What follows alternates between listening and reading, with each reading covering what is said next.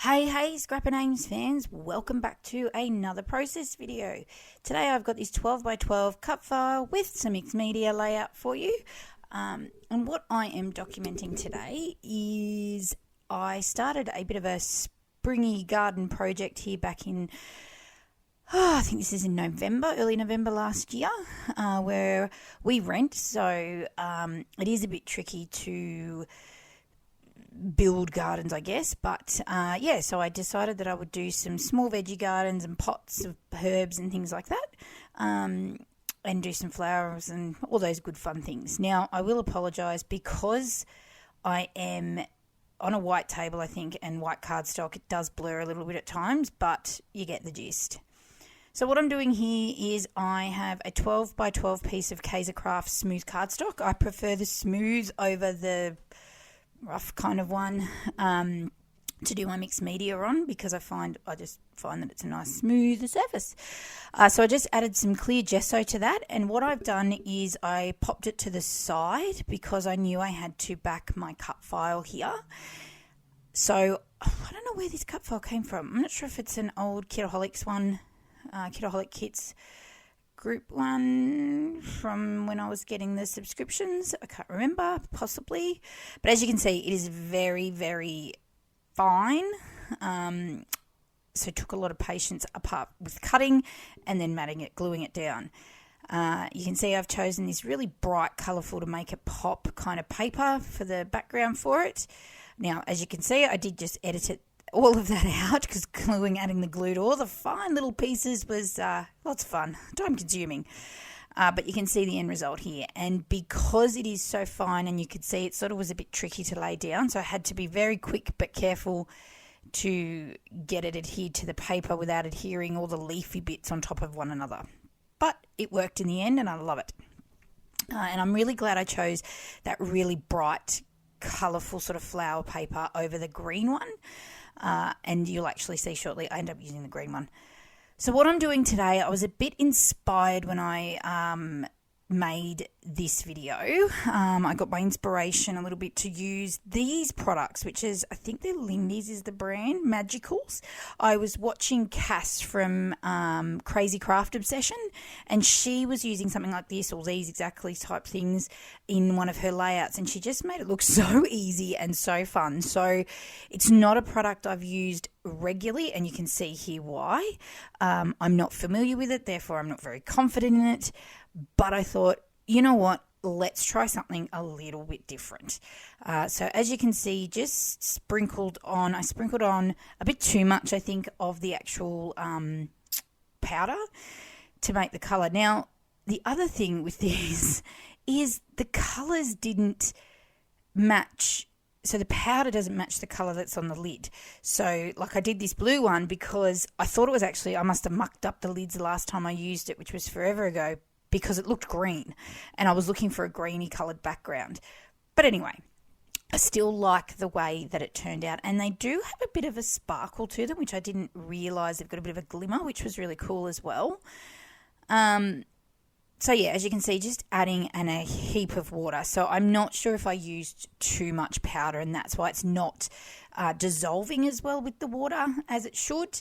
But whatever, I can make it work, and I knew that it would not be fully visible. The background wouldn't be fully visible, so I could cover it up a bit, and we're all sweet. All right, so as you could probably imagine, there is a lot of drying time, so there's a bit cut out of this because what I did was dry the blue, and then I'm adding the green, which, as you can see, it's a pinky coloured powder if you look to the side there. So not what I thought was green. And then when I sprayed it, I was like, okay, this is like a yellowy orange. And then you can see it start to dissolve, and it works. So I am just using my brush. I'm not sure if maybe I should have used a bigger brush with a bit more of like a splayed sort of bristle so that it moved around more, the water moved around more. I'm not sure. But it's all trial and error, and it was all good in the end. So yes, as you can see, the paper is saturated, even with that clear gesso on it. Absolutely, I thought, oh my God, I'm going to actually have to stop this and let it dry overnight and do something else before I come back to finishing it, which I knew I wouldn't get a chance to come back to it the next day. So I persevered, let it dry. I dried it, and it actually worked really well. I thought this would be the telltale sign. I decided that I really wanted a green background, just to give that real springy kind of vibe to the page.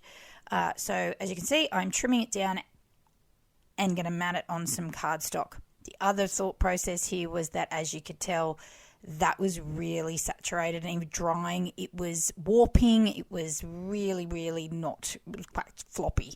So I thought it's going to need something on the back to make it really sort of stiff and flatten out the white cardstock. So this is what I'm doing. Now, just to have a bit of a whinge, I don't know about anyone else, but is this really thick tape for scrapbooking? I brought it from Spotlight yesterday. It wasn't the tape I would normally buy, but they had no adhesive. I couldn't believe it. I went into Spotlight for a couple of things. One was texture paste, didn't have that at all in any brand. And I wanted the, not really thin, because they had the really super thin tape. I wanted the sort of medium-y kind of normal one. And they didn't have that either. So I was like, what am I going to do? So I just went with this because I don't want to use up all my glue. And glue's not always the best, I think. So I went with this tape. But does anyone else use this tape? And do you find it's okay? I did find when I did another layout yesterday, it won't adhere, oddly enough, to craft foam. So I have to glue with craft foam. It literally just peeled straight back off. So I had to stop using it for that. So note to yourself. Anyway, back to this layout.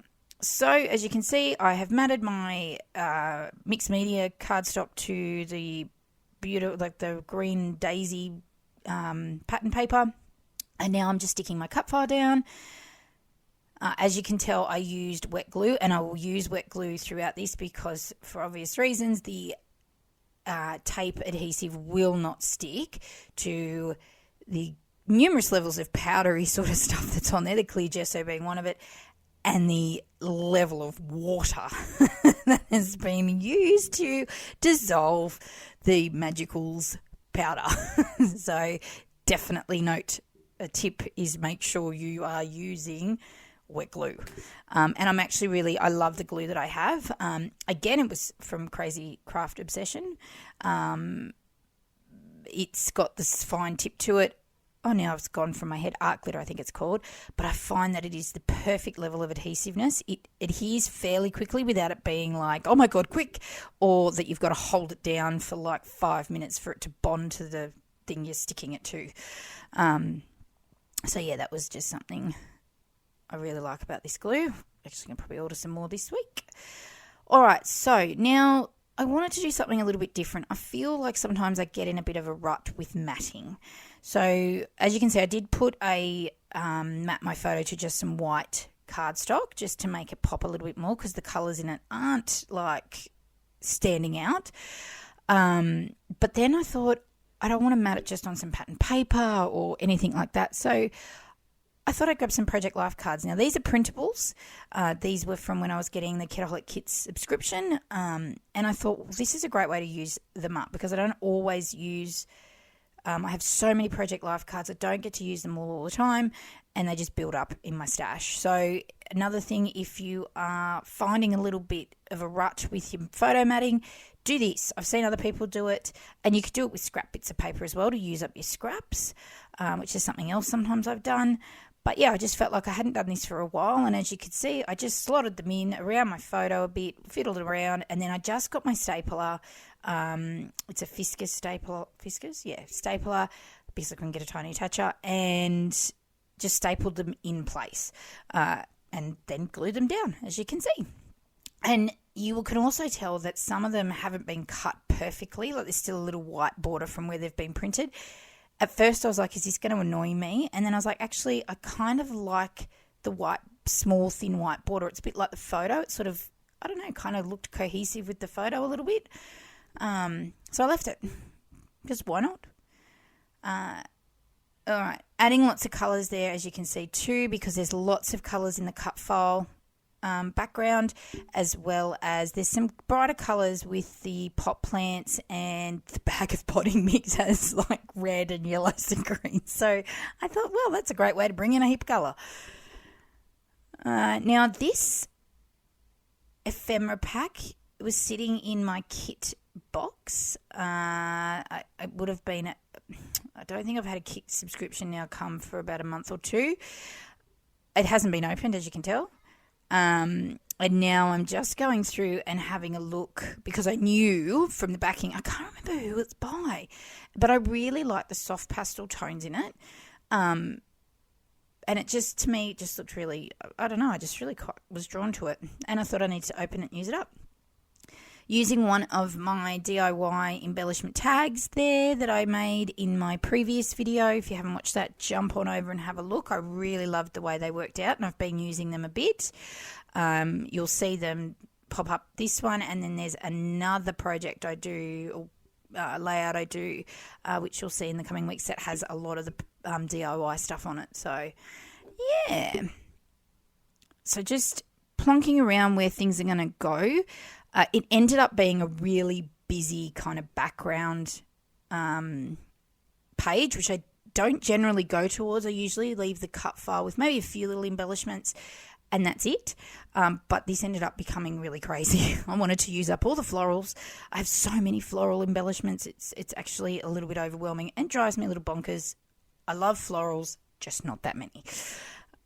So, yeah, using a mixture here. So, as you can see, I've pulled in that one that I've just stuck underneath the tag. It was another in my kit box. It doesn't obviously belong to this ephemera pack I've opened. I can't remember. Is it a Simple Stories collection, maybe? I can't remember. If you actually really want to know what collections they're from, I suggest jump over to the Kitaholic Kits website, and you can probably see what the past kits were and exactly who they're from, because I can't remember off the top of my head. As I said, they've been sitting there probably in the box for about 2 months, and I pick and stuff at them, but I haven't been scrapbooking as much as I would like. I did this weekend, which was nice to use it all up. So a really good tone, like a mixture of colours here, some pastel-y colours with some more brighter colours, which I thought just was perfect for this page. As I said, the photo, as you can see, is quite drab. It doesn't have a lot of colour in it. So adding colour to the layout meant that, yeah, it just really popped. This flower, I wanted it on there, had a spot for it, and then in the end, I think, I was just like, bugger it, I'll just put it here. I wanted to leave some space for journaling, so what I've done is, and you will see me, actually no, I might cut it out a little bit, on the yellow Project Life card at the top, I think I leave that space for I do leave it for journaling. On my adventures yesterday at Spotlight's our Aussie craft, one of our Aussie craft stores, I found some really new collections in amongst, that was on sale. Some of them were on sale, and even these sticker sheets were like $3.70 or something. It was fantastic. So I grabbed a couple while I was there that I saw, that I really liked the look of. I am on a hiatus of buying 12x12 paper because I have far too much, and I just got given a heap from a friend, which I'm really not keen to take out of the box because she's organised it in all rainbow order, and it looks so delicious. And if I had more time, I'd maybe transform my craft room to a rainbow order of things, but I don't, so I'm not doing it. So yes, no 12x12 paper, even though it was tempting, but I did buy some sticker sheets and some thickers as well, of some of the newer collections that are out, and even collections I hadn't seen before, not that I'm always up onto it, but which is a big game changer for Spotlight. Usually we don't have all the newer collections, so it was good for any Aussie peeps out there looking to go for a bit of a craft adventure. All right, adding some tiny word phrase stickers around the page as well. I wanted to use up this sticker sheet as well. It's a lot based on, it's very much this is me type page, sticker sheet, and it's got lots of things around books and stuff like that. Obviously, I'm not necessarily reading, but I was doing some gardening stuff, so I just went with it because why not? Anyway, layout is finished. I think the only thing that cut out at the end was I did sprinkle some little gold stars and hearts and things on the page, which you can see here in the close-ups. But if you liked this video, please leave me a thumbs up. If you've got any questions, chuck them in the comments. And I will see you again very soon with another process video. Bye for now.